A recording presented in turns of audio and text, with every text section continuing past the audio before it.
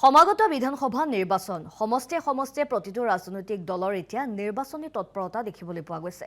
চিচিবৰ গাঁও সমষ্টিত প্ৰাৰ্থী নিৰ্বাচনৰ কুচকাৱাজ চলিছে। সমষ্টিটোত প্ৰথমজন বিধায়ক কোন হ'ব তাক লৈ চলিছে এতিয়া জল্পনা কল্পনা। ভোটাৰৰ মনৰ খবৰ জানিবলৈ সমষ্টিটোত উপস্থিত হৈছিল আমাৰ সতীৰ্থ কল্যাণ গগৈ আৰু এই সন্দৰ্ভত কল্যাণ গগৈয়ে প্ৰতিবেদন যুগুত কৰি পঠিয়াইছে। সেই প্ৰতিবেদন আগবঢ়াইছো। নিৰ্বাচনৰ মাজত মাত্ৰ কিতাপখন বাকী তাৰ মাজতে সাধাৰণ ভোটাৰসকল এইবাৰ নিৰ্বাচনত কিদৰে সাজু হৈছে। মই বৰ্তমান উপস্থিত হৈছোহি চিচিবগা বিধানসভা সমষ্টিৰ অন্তৰ্গত বেদনীপাম চাৰিআলিত আৰু এই চাৰিআলিত পৰিৱেশ দেখাইছো। ইতিমধ্যে বহুকেইজন যুৱকক মই ইয়াতে দেখিছো। মই তেওঁলোকৰ লগত কিছু কথা পাতিবৰ কাৰণে চেষ্টা কৰিম। মই আপোনাৰ ওচৰলৈকে আহিব খুজিছো।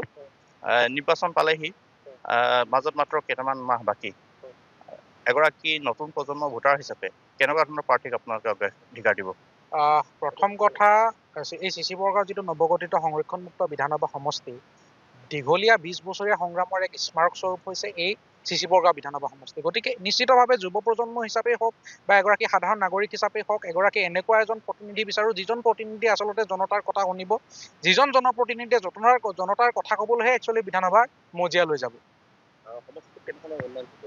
উন্নয়নৰ নামত একেবাৰে শূন্য, বিকাশৰ ঢাক ঢোল বজাই উন্নয়নৰ নামত একেবাৰে শূন্য প্ৰতিফলিত হৈছে। আপোনালোকে যদি ভালকৈ যদি কেমেৰা পাৰ্চনে যদি লক্ষ্য কৰে, এই বেতনীপাম উচ্চ মাধ্যমিকখনলৈ যদি লক্ষ্য কৰে, তেতিয়াহ'লে আপোনালোকে দেখিব নিশ্চিতভাৱে যে 50 বছৰৰ সোণালী জয়ন্তী বৰ্ষ গৰকা এই বিদ্যালয়খনৰ এতিয়ালৈকে আন্তঃগাঁথনিৰ নামত একেবাৰে দুৰ্বল।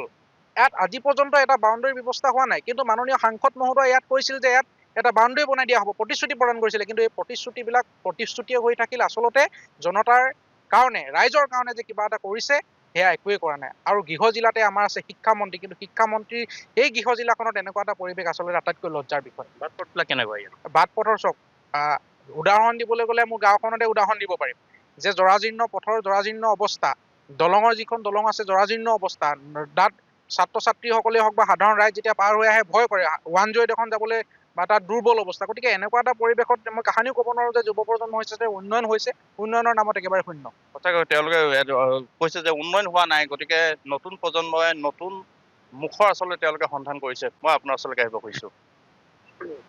উন্নয়ন কেনেকুৱা ধৰণৰ দেখিছে আৰু চিচিবগা সমষ্টিত এতিয়াও কি ধৰণৰ উন্নয়ন কৰিবলৈ বাকী আছে বুলি আপুনি ভাবে? আচলতে উন্নয়ন বুলি কওঁতে আপুনি দেখিছে এতিয়া ইতিমধ্যে উপভোক্তাজনে কৈ গৈছে যে উন্নয়নৰ নামত আচলতে চৰকাৰখনে মানে ঢাক ঢোল বজোৱা বাহিৰে আৰু আমি আন একো দেখি পোৱা নাই।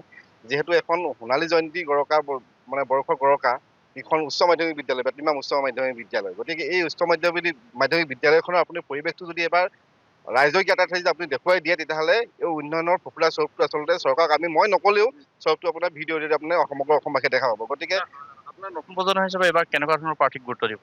আচলতে নতুন প্ৰজন্ম হিচাপে যিহেতু আমি নতুন প্ৰজন্মটো হৈ তাত দ্বিতীয়তে আমাৰ কি হৈছে, আমাৰ যিটো সমষ্টি, যিটো বিধানসভা চিচিবগা বিধানসভা সমষ্টি নতুনকৈ গঠন হৈছে। গতিকে ইয়াত আমাৰ সকলোৱে মানে আৱেগ জড়িত হৈ আছে, সকলোৱে উৎসাহেৰে বাট চাই আছে যে আমি নতুন সমষ্টিটো আমি কেনেধৰণৰ প্ৰাৰ্থী নিৰ্বাচন কৰিম। আচলতে নিৰ্বাচন কেনেকুৱা কৰিম বুলি ভাবোতে আচলতে এনেকুৱা প্ৰতিনিধি আমি বিচাৰোঁ যিজন মানুহে জনতাৰ সুখ দুখ বা অন্যান্য যিবোৰ বিপদ বা উন্নয়নৰ স্বাৰ্থত মানে আহিবলগীয়া দিনত কাম কৰি যায়। আচলতে চিচিবগা সমষ্টিটো আমি স্পষ্টকৈ ক'ব বিচাৰিছোঁ, যিহেতু নতুন সমষ্টি, গতিকে ইয়াত নতুন প্ৰজন্ম বা নতুন চিন্তাৰে আগবাঢ়ি যাব পৰাকৈ